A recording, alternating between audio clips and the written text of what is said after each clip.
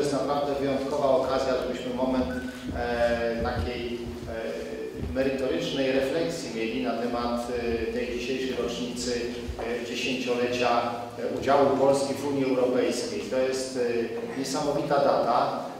Cały czas trwa w Polsce dla mnie zadziwiająca w ogóle dyskusja na temat tego, czy rzeczywiście jesteśmy beneficjentem, czy coś uzyskaliśmy z tego powodu, że od 10 lat jesteśmy w Unii Europejskiej.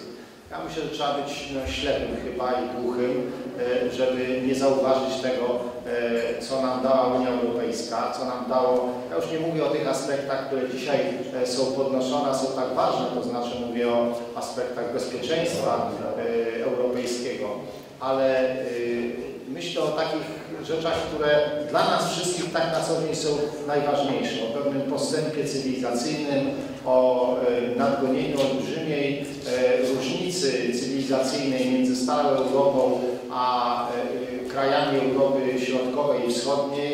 To się nie stało, to tutaj jakiś cud nie nastąpił.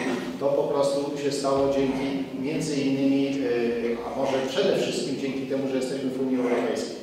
Mamy generalnie dosyć krótką pamięć i przyzwyczajamy się szybko do dobrego.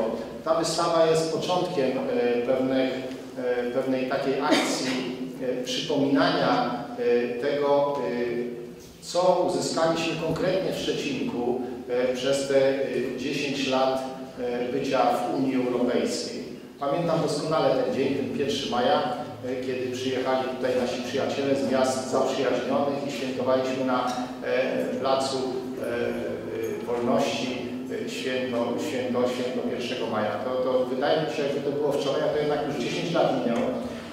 Ta wystawa, przygotowana tutaj przez przede wszystkim Wydział Rozwoju Urzędu Miasta i SAPIK, jest pierwszym takim elementem dosyć szerokiej kampanii, którą będziemy prowadzili przez następne miesiące w różnych formach takich audiowizualnych, żeby pokazać mieszkańcom Szczecinka, jak było 10 lat temu, a jak jest w tej chwili.